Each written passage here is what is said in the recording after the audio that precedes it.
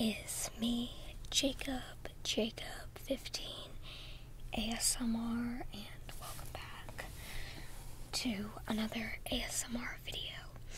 So in this video was kind of inspired by Evan's ASMR and his video series where he reads books by a fire.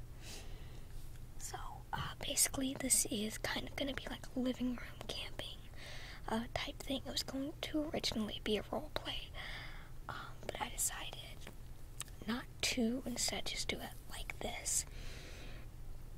I made a fort with some folding chairs and a Paw Patrol blanket, and I have a couple snacks. I have an undisclosed caramel colored flavored fizzy beverage. I have a little bit of Ruffles chips. I have some crackers. And I also have some Famous Amos cookies. So I'm just going to be reading a couple urban legends I got from the internet, and I'll be posting them down below. I got them from a camping resource site. I apologize if you hear that. A bunch of trucks. So let's get started. Okay, so this one is called Levy County Cabin. In Levy County, I own a hunting cabin where me and my family frequently go. We went there for a weekend trip, as we had hundreds of other times. Even though strange things had happened there before, September 1999 was the worst night I've ever had. We showed up at about noon that day and opened everything up. I noticed the electric wouldn't come on at first. It only came on after about 10 minutes by itself. I assumed that the breaker was bad, so I didn't give it much thought.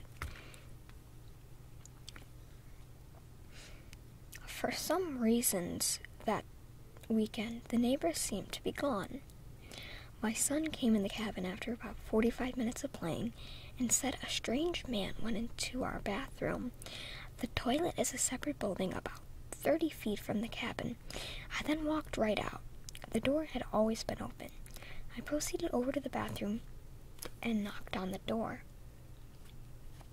but nobody answered.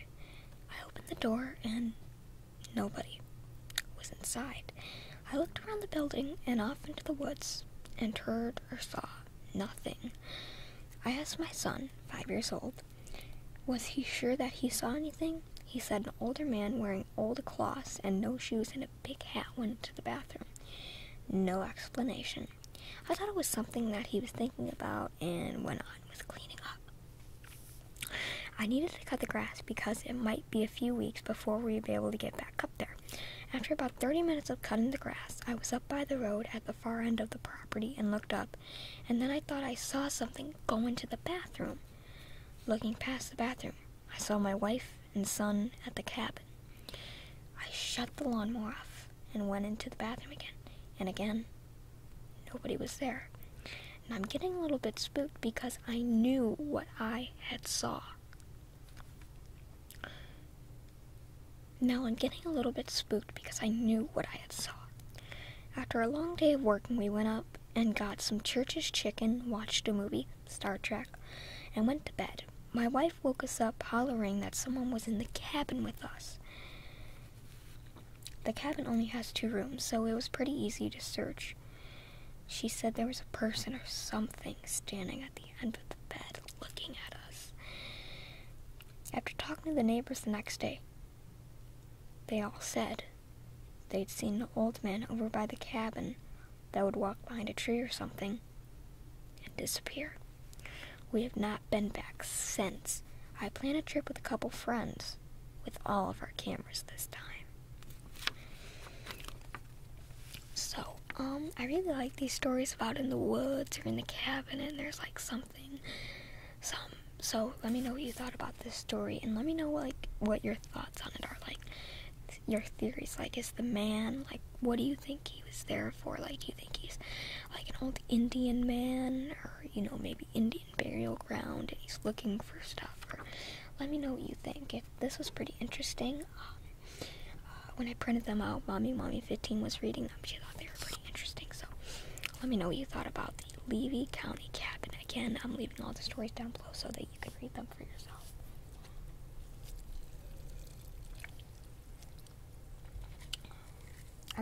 I might not eat any of the snacks, but I will have some chips.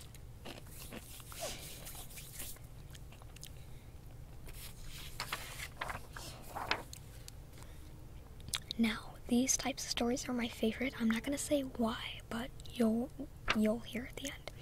This one is called the Maco Light. On a night in 1867 at the small Brunswick County station off Maco, 50 miles west of Wilmington, a slow freight train was puffing down the track. In the caboose was Joe Baldwin, the flagman. A jerking noise startled him, and he was aware that his caboose had become uncoupled from the rest of the train, which went heedlessly on its way. As the caboose slackened speed, Joe looked up and saw the beaming light of a fast passenger train bearing down upon him. Grabbing his lantern, he waved frantically to warn the oncoming passenger of the imminent danger. It was too late. At a trestle over the swamp, the passenger train plowed into the caboose. Joe was decapitated. His head flew into the swamp on one side of the track, his lantern on the other. It was days before the destruction caused by the wreck was cleared away.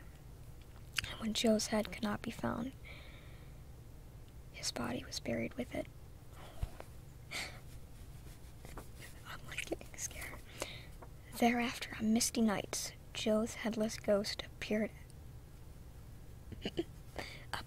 at Maco, a lantern in its hand. Anyone standing at the trestle first saw an indistinct flicker moving up and down, back and forth. Then the beam swiftly moved forward, growing brighter and brighter as it neared the trestle. About 50 feet away, it burst into a brilliant, burning radiance. After that, it dimmed, backed away down the track, and disappeared. It was Joe with his lantern, of course, but what was he doing? Was he looking for his head, or was he trying to signal an approaching train? In 1889, President Grover Cleveland, on a political campaign, saw the mysterious light, as hundreds of people have throughout the years. But in 1977, when the railroad tracks were removed and the swamp reclaimed his hunting grounds, Joe seems to have lost interest in Maco. At least, he has not been seen there lately. Now, I love these stories. There's always, this is just one of the generic headless flagmen or rail switcherman stories you always find. Angry Grandpa. Me and my dad, my brother, we all watch Angry Grandpa. Rest in peace. He basically has a couple ghost storytelling videos, and he has one about something like this, about a light in Charleston or something like that. I'm gonna link all of the links, and I'll link the video down below as well. So let me know what you thought about the Maco or Maco Light, whatever it is. I think Brunswick County is in New Jersey. I'm not sure. Could be in Virginia, but yeah.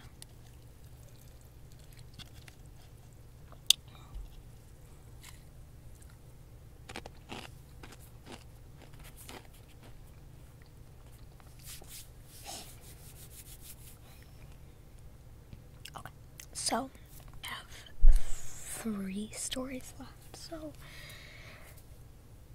shall we get down to them? So, I apologize if you heard a rustling noise. My guinea pigs are in the next room, and they're playing in their cage like they do. It's midnight, they're always usually up around this hour, just like me. So this one is kind of funny. It's also very short and really cool as well. So this one is called the Eavesdropper. There's an old tale which claims at midnight on Christmas Eve, The cattle will kneel in the barn and speak with one another. Once an old Maryland man decided to test the tale by hiding in the barn at midnight to listen. So he climbed a rope to the window in the hayloft. He lay down on the rough, gray boards, covered himself with hay, and waited. Around midnight, he saw all the cows in the barn kneel. At first, he could not make out any words, but then he heard the cow underneath his hiding place say to its neighbor, "I am afraid our poor old master would not live out the year." "Oh dear," exclaimed her neighbor, "what a pity."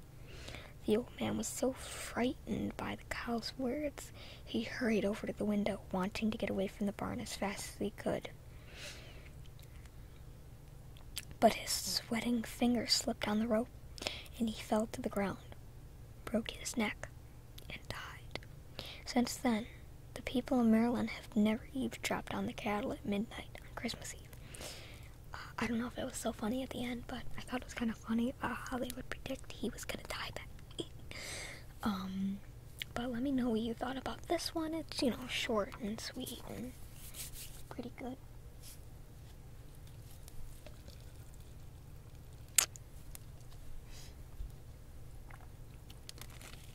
I'm going to have one of these famous Amos cookies.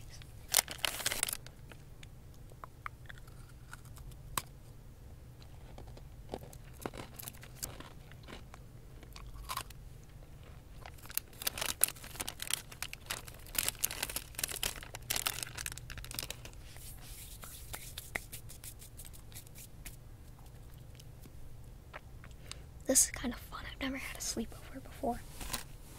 Probably because I have no friends. And another thing is, for some reason, I don't like spending the night at other people's houses. I can only fall asleep in my bed. If I sleep at someone else's house, normally I sleep until like 11, but if I'm sleeping at someone else's house, like for example my brother's or something like that, I am up at the crack of dawn. I am up at 4:30 in the morning, and you know how weird it is when, like, the other person is sleeping and you've got to wait there, just, like, watching TV or whatever, and you're like, I want to move and get something to eat, but you can't. Like, that always happens to me, that you want to get up and eat something, and, you want to go to the fridge and, get something to drink, or, go and get some water, but you don't want to wake up the other person. That always happens to me. But think about the kids in the 90s that just had to stare at the wall because there was, no technology back then, or they didn't have, a smartphone. Okay, so let's get on to the next two stories.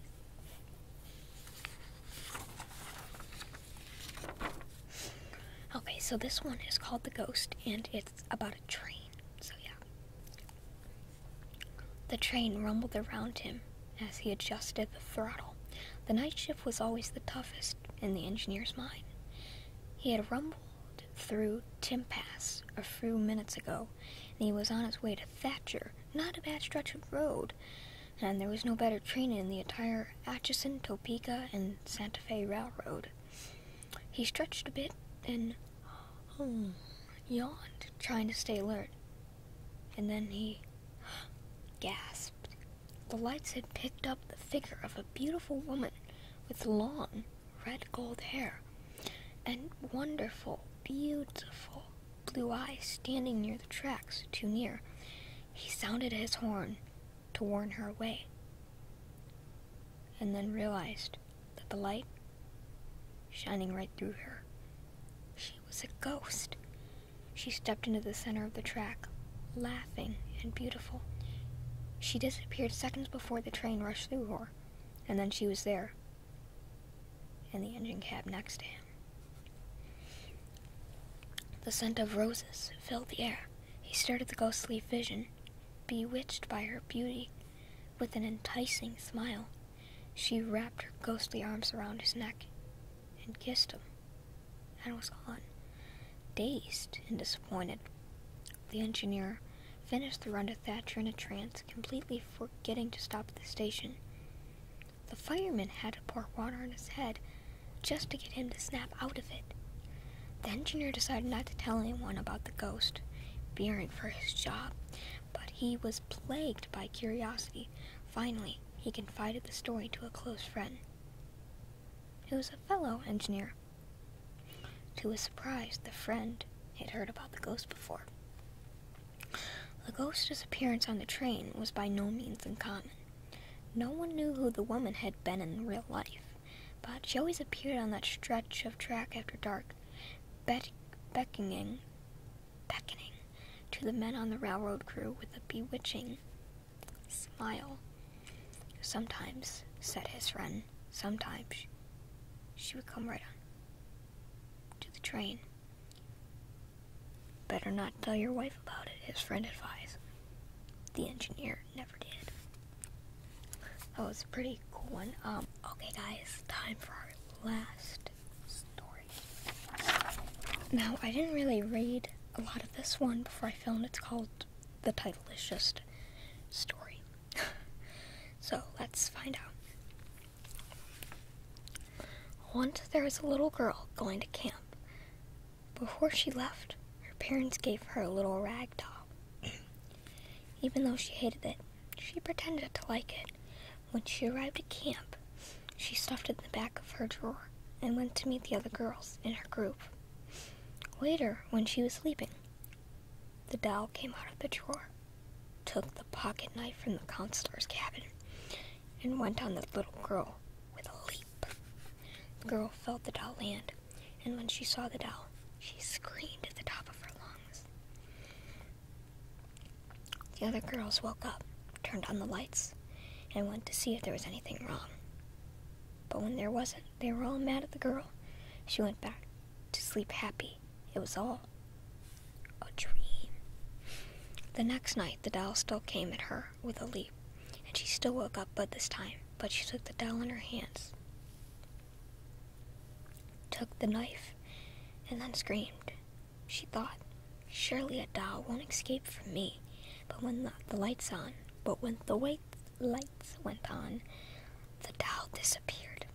The girls were still mad at her, but she told them, next time I scream, don't turn the lights on. The other girls agreed, and they all went back to sleep. Before she went to sleep the next day, the girl wished that everything would go well and the doll would disappear without doing any harm or even trying to harm someone else. Then she went to sleep. At midnight sharp, the doll came again. But this time, it didn't leap, so the girl didn't feel anything. At 12:01, the girl took her last breath. When the girls woke up the next day, they all found with a blood-stained pocket knife the girl and a note saying, if you ever decide not to appreciate the things people give you, I'll be back. This is why most people like any gift you give them, no matter what it is, and if they already had it. I don't know if I said that right. This is why most people like any gift you give them, no matter what it is, and if they already had it.